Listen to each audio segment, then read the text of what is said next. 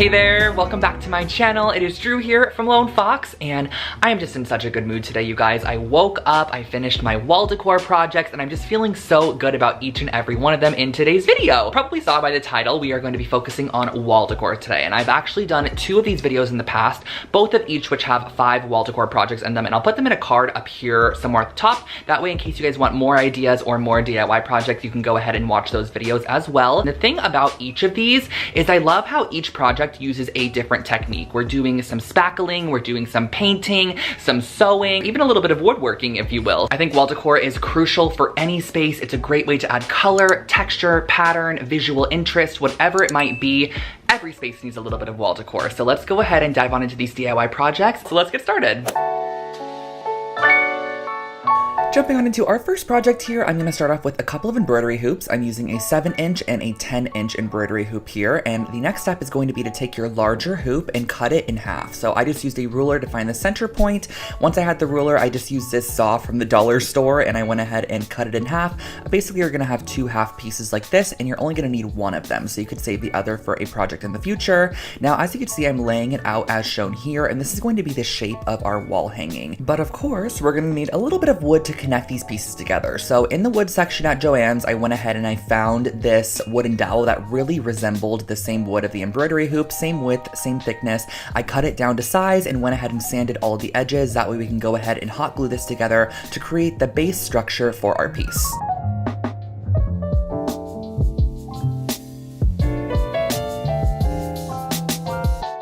I used just a simple dot of Gorilla Hot glue on all of the wooden dowel edges and connected the pieces together to create the structure for our wall decor piece. Now, I love the way that this turned out. I think it looks great, but let's go ahead and move on to the tassel portion. So I grabbed this cream colored yarn and I measured out 9 inches, and then I went ahead and kind of wound it back and forth until I had 10 pieces. I'm personally using 10 pieces of yarn per tassel, fold it in half, and then pull the ends through that folded loop, just like shown here, to create a simple tassel on the bottom half of your wall hanging. Now I'm going to create tassels across the whole entire bottom half underneath those dowels that we glued on, making sure that I do 9-inch sections and I do 10 strands of each for a cohesive and consistent look. So I'm just going to go ahead and continue this process along.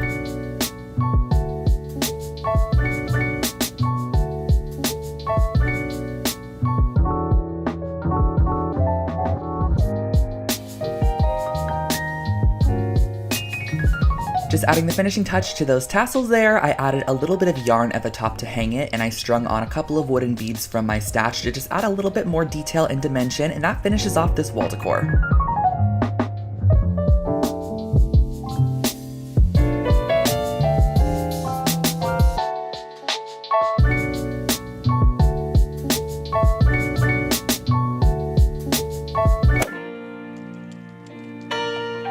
For project number 2, we are starting off with a simple poster board. This is just a poster board you would use in a school project, but I'm going to use it as the base for our wall decor. So I just cut out a piece from this poster board that was 12 by 19 because I had a particular frame I wanted to go for, but of course you can cut out whatever size you would like, and I taped it down to my surface. I just find this makes painting so much more simple. And next what I did was I got a couple of these rolls of washi tape at Michael's, and these rolls I made sure were pretty thin because I'm going to be masking off a ton of different lines to kind of create a very linear abstract piece of artwork that also has like an ombre effect to it. So as you can see here, I'm using this green washi tape on the left side here. I already went ahead and mapped out a couple of just random triangles, but basically this project is a whole bunch of masking with tape, and then we're going to go through and paint over the top, remove the tape after to reveal our design. So I'm using a thin gold one up at the top here to create more chunky sections, and do keep in mind wherever the tape is not covering is where your paint is going to go. So next what I did was I grabbed this paint here. This is a dark kind of rusty orange color,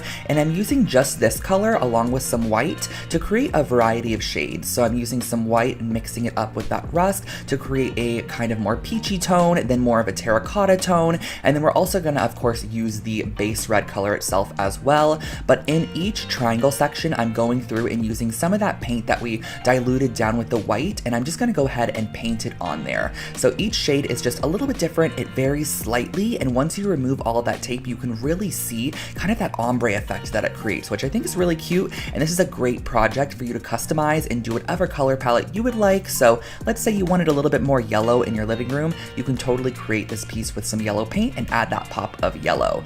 Now, when you go back, once it is fully dry, I'm going in and removing the tape, and of course this is the most satisfying part, but do keep in mind to take it pretty slow because sometimes with poster board, it's not the most durable paper, and you can get some areas that do peel up just a little bit where the paper kind of comes off. But what I did was I just went back and made sure not to wash my original paint colors that I created, so I can go in and just use a fine detail brush to just clean up any lines there, remove the tape on the outside edge, and that finishes off this wall decor piece. I think it turned out really cute, and if you have to touch up anything, you can totally do so. I love the tone-on-tone texture this creates.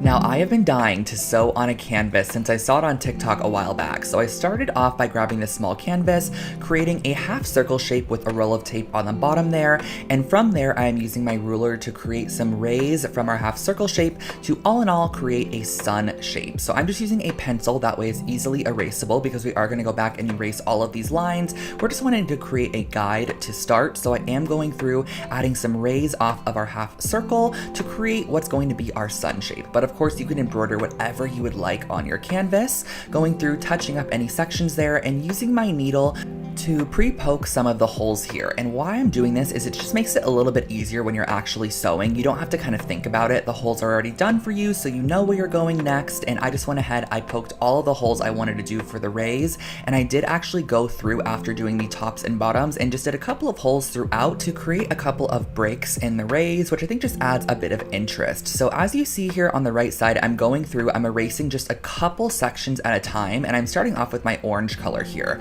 Now I'm using 3 different shades of embroidery floss, an orange, a pink, and a yellow. So I knew that every third section I wanted my orange to go through. I was just gonna do a pattern for simplicity. So I went ahead, I did my first row of orange there at the bottom. I then skipped 2 holes. This is why I pre-poked my holes, and I did my third with the orange again. And as you can tell, some of the lines are not full on lines, and that's what I meant by the broken sections and creating a couple of holes in the middle. I just think this adds a nice pop of detail, and it just makes it look a little bit more interesting. You can totally make the rays full on lines if you want to and do no breaks in the centers, but I loved the break sections. So I went ahead, I did my orange first, then we're moving on to pink next, and the process from here is pretty repetitive. So I just went through with my pink, and then lastly, of course, I'm gonna do my yellow next.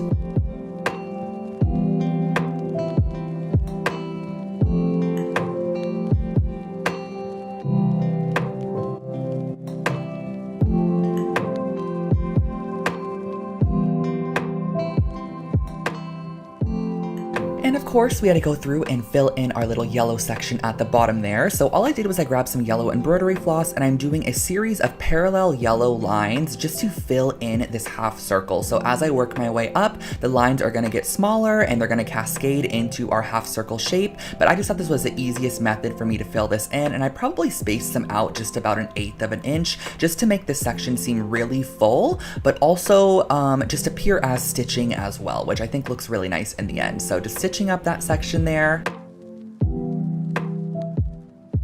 And lastly, if you do want a nice clean backing, which is totally optional, if you're gonna hang this on the wall, no one's gonna of course see this, but I just didn't really like the way that it looks, so I had this scrap piece of canvas in my stash. I cut it out to fit the interior of the backside and used a little bit of fabric glue to just adhere that down to the backside of the canvas, and that finishes off your sewn wall decor. I think this looks super cute and would look great in a little girl's room or a boho themed space.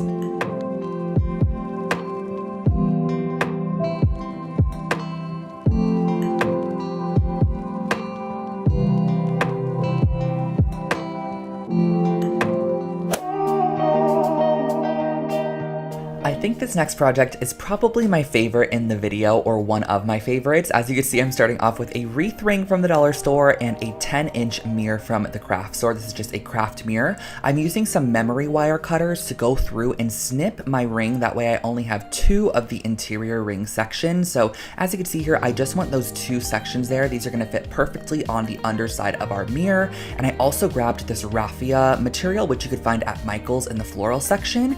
I'm actually going to cut these down to 8-inch sections. So I just grabbed my ruler there, measured out 8 inches in length, and I cut them all at once because you're going to need quite a few pieces of this raffia material. So all you're going to do for this next process, this is again a very repetitive but kind of soothing process. You're going to grab 3 to 4, 5, 6, even 7 pieces of your raffia, fold it in half, and just create a lark's head knot on the outside by folding it in half and pulling your tails through that loop that you created as shown here. Now do keep in mind the entire ring or underside base is going to be hidden underneath your mirror, so it doesn't need to look perfect, but you are going to want your tassels to be pretty symmetrical. So I'm just going to repeat the process all the way around. I actually created a mirror pretty similar to this a while back with some macrame cording, and you guys really loved it, and I had so many of you recreate it. So if you recreate this one, I would love to see it, but I'm just going to continue the process on the outside ring here.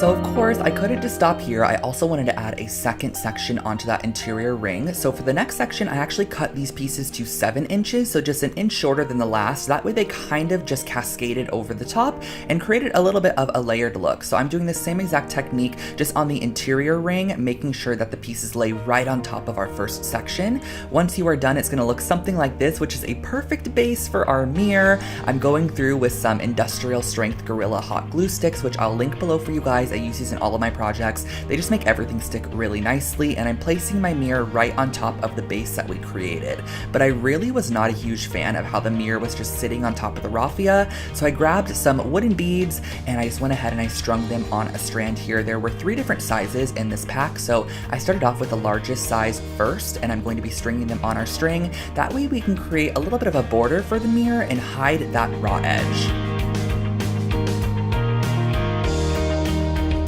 Once you have your beads all strung up, I did go ahead and glue them to the exterior of the mirror. That way it kind of conceals that raw edge. It just makes it look so much nicer and like there's an actual frame on the mirror. So I glued these down, went all the way around the exterior of the mirror, and once I reached my starting point, I did tie it off with the ending point. That way it was just a full-on circle frame, but I thought adding just 1 more strand of beads would look really cute, so I went in with our medium sized and strung them up just like I did the first section and just glued them right next to our larger ones on the interior of the mirror. And that finishes off our mirror, you guys. It turned out so cute in the end, and I cannot believe this project only cost around $15 to create. I can totally see this for like $40, $50, $60 online.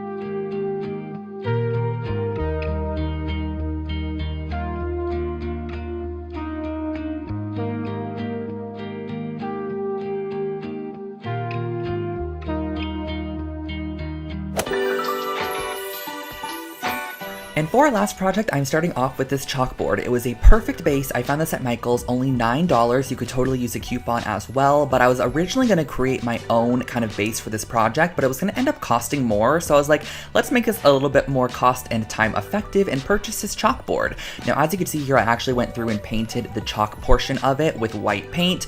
Totally not necessary. It literally peeled off as I was working with it, so I don't even suggest painting it with white paint. You can totally just start with it from this section right about here. So let's just pretend that this is where we started. I'm using a little bit of this Alex Plus spackling, which is just from Lowe's. It's like $6 for the entire tub. And you're gonna wanna go through and actually apply a generous amount of the spackling on the entire board here. This is where I also think that it might be nice to have the blackboard showing so you can kind of see if you have spackling in all of the sections. I just figured a white base would be nice in case I didn't have the spackling, but I did go through in the end and paint everything anyways, so just, you know, don't even worry about it. I'm just going through and spreading an even amount of spackling across. It's almost like you're frosting a cake, but we're just creating a thick layer of this. That way we can go back and create a design in it once we have our layer down. So I'm also going through and just smoothing it out a little bit just to give it a bit more of a solid kind of clean base to start with.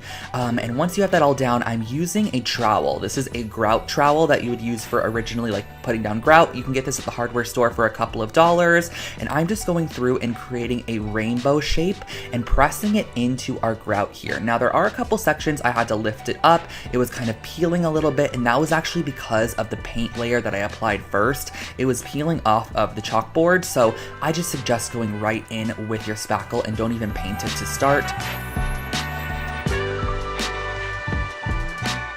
Now originally I was just going to keep the one rainbow shape in the center, but it just looked too symmetrical to me and I wanted it to be a little bit more random and abstract, so I created a half rainbow shape on the right side there, just to kind of, you know, throw it off a little bit, not make it super symmetrical and even. I smoothed out any sections I didn't like and removed any of the spackling from our frame there. So you're going to let this dry fully overnight, and once it is dry you can go back through and fully paint all of your spackling. This is going to create a nice clean finish. I used a kind of warm white tone. I believe it's literally called Warm White by Folk Art, and it really just has like a slight cream tone to it. So I went through, I gave 2 generous coats of this on all of the spackle, making sure to avoid the frame, of course. And then once you're done, you can let this dry and hang it up. It's a very kind of tone-on-tone textural art piece, which is really fun.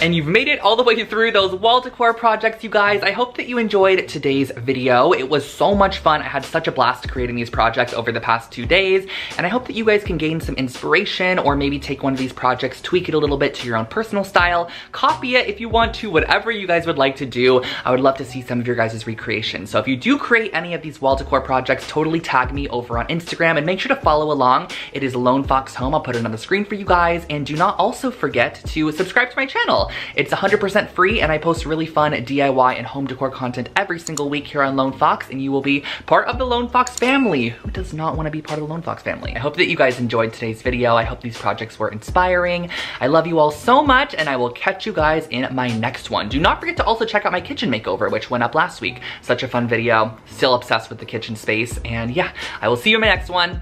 I don't even want to, I'm like trying to think of other things to say because I don't want to put the camera down. I feel like I haven't filmed in a while. I love you guys. I'll just see you in the next one. Bye!